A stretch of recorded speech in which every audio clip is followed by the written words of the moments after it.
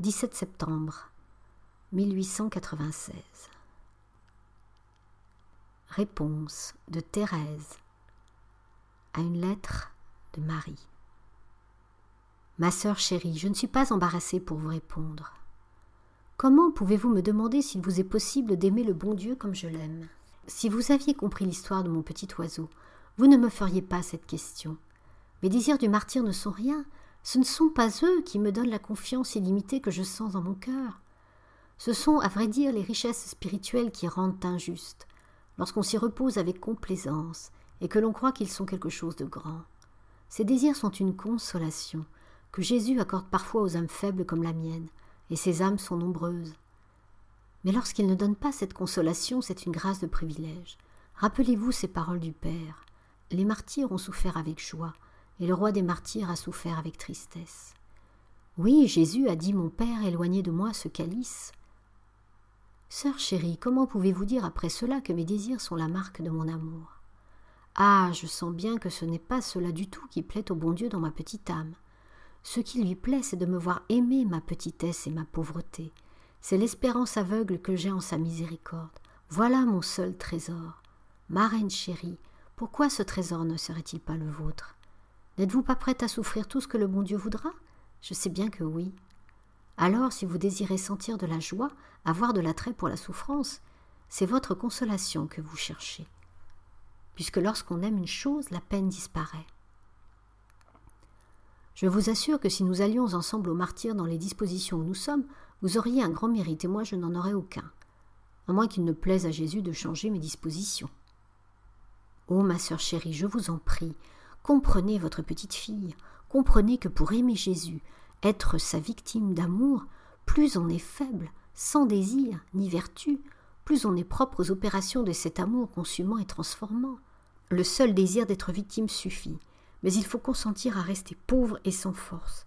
Et voilà le difficile, car le véritable pauvre d'esprit, où le trouver? Il faut le chercher bien loin, a dit le psalmiste. Il ne dit pas qu'il faut le chercher parmi les grandes âmes, mais bien loin, c'est-à-dire dans la bassesse, dans le néant.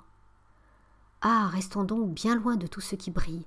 Aimons notre petitesse, aimons à ne rien sentir. Alors nous serons pauvres d'esprit et Jésus viendra nous chercher, si loin que nous soyons et nous transformera en flammes d'amour. Oh, que je voudrais pouvoir vous faire comprendre ce que je sens. C'est la confiance, et rien que la confiance qui doit nous conduire à l'amour. La crainte ne conduit-elle pas à la justice? Puisque nous voyons la voie, courons ensemble. Oui, je le sens, Jésus veut nous faire les mêmes grâces. Il veut nous donner gratuitement son ciel.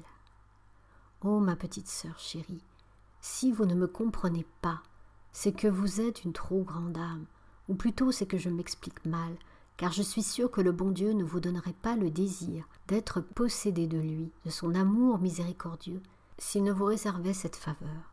Ou plutôt, il vous l'a déjà faite, puisque vous vous êtes livré à lui, puisque vous désirez être consumé par lui, et que jamais le bon Dieu ne donne de désir qu'il ne puisse réaliser. 9 heures sonnent, je suis obligée de vous quitter. Ah, que je voudrais vous dire de choses, mais Jésus va vous faire sentir tout ce que je ne puis écrire. Je vous aime avec toute la tendresse de mon petit cœur d'enfant reconnaissant. Thérèse de l'Enfant Jésus. Fin du manuscrit B. Le manuscrit C. Ma mère bien-aimée, vous m'avez témoigné le désir que j'achève avec vous de chanter les miséricordes du Seigneur. Ce doux chant, je l'avais commencé avec votre fille chérie, Agnès de Jésus, qui fut la mère chargée par le bon Dieu de me guider au jour de mon enfance. C'était donc avec elle que je devais chanter les grâces accordées à la petite fleur de la Sainte Vierge lorsqu'elle était au printemps de sa vie, mais c'est avec vous que je dois chanter le bonheur de cette petite fleurette, maintenant que les timides rayons de l'aurore ont fait place aux brûlantes ardeurs du midi. Oui, c'est avec vous, mère bien-aimée, c'est pour répondre à votre désir que je vais essayer de redire les sentiments de mon âme, ma reconnaissance envers le bon Dieu, envers vous qui me le représentez visiblement. N'est-ce pas entre vos mains maternelles que je me suis livrée entièrement à lui? Ô ma mère, vous souvient-il de ce jour? Oui, je sens que votre cœur ne saurait l'oublier.